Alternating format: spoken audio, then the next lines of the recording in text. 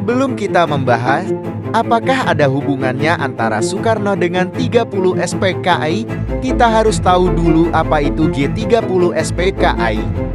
Jadi Gerakan 30 September SPKI adalah sebuah peristiwa tragis yang terjadi pada tanggal 30 September tahun 1965 di Indonesia.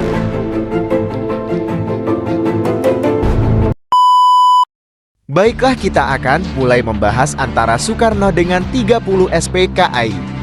Hubungan antara Soekarno dan Gerakan 30 September PKI begitu kompleks dan kontroversial.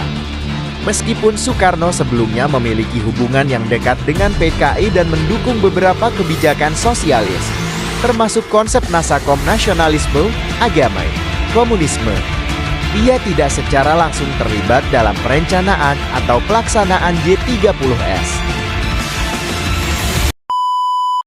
Namun, sejumlah faktor memperumit hubungan ini.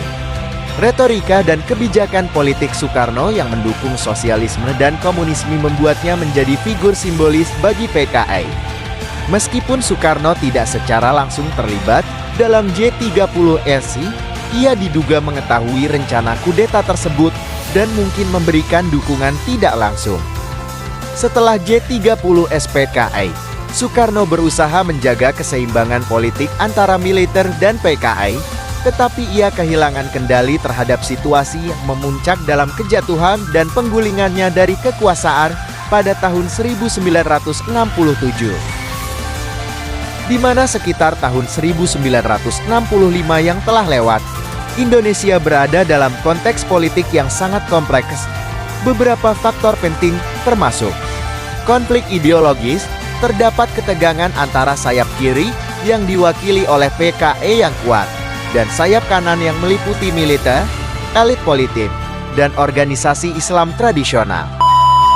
Selanjutnya, polarisasi politik, kebijakan-kebijakan Soekarno yang mendukung konsep nasakom nasionalisme, agama, komunisme menciptakan polarisasi di masyarakat antara pendukung dan penentangnya. Ketidakstabilan ekonomi, krisis ekonomi yang terjadi pada saat itu juga menyebabkan ketegangan politik, terutama karena dampaknya terhadap rakyat jelata. Namun, perlu kita ingat bahwa peran Soekarno sebagai presiden adalah pusat dari semua dinamika ini. Meskipun memiliki otoritas besar sebagai presiden, Soekarno juga harus menghadapi tekanan dari berbagai faksi politik yang bersaing untuk pengaruh. Kepemimpinannya yang karismatik tetapi otoriter memainkan peran besar dalam menciptakan dinamika politik yang kompleks pada masa itu. Gerakan 30 September, peristiwa tragis yang terjadi pada tanggal 30 September tahun 1965 di Indonesia. Berikut adalah kronologi peristiwa tersebut. Pembunuhan para perwira TNI pada malam tanggal 30 September tahun 1965, sekelompok anggota militer yang tergabung dalam Gerakan 30 September melakukan serangan dan membunuh 6 perwira tinggi TNI Tentara Nasional Indonesia, termasuk Jenderal Ahmad Yani, Panglima Angkatan Darat. Mereka juga menculik Letnan Kolonel Pierre Tendean yang kemudian ditemukan tewas. Pengambil alihan pemerintahan. Setelah membunuh perwira-perwira militer, kelompok ini mengumumkan bahwa mereka telah mengambil alih pemerintahan dan membentuk sebuah dewan revolusi yang dipimpin oleh Letnan Kolonel Untun, seorang perwira muda. Dekret 11 Maret, pada tanggal 11 Maret tahun 1966, Soekarno, yang pada saat itu masih presiden, mengeluarkan Dekret Presiden No. 11 tahun 1966 yang memberikan kekuasaan luas kepada pemerintahan darurat yang dipimpin oleh Jenderal Soeharto untuk mengatasi situasi krisis yang diakibatkan oleh G30S.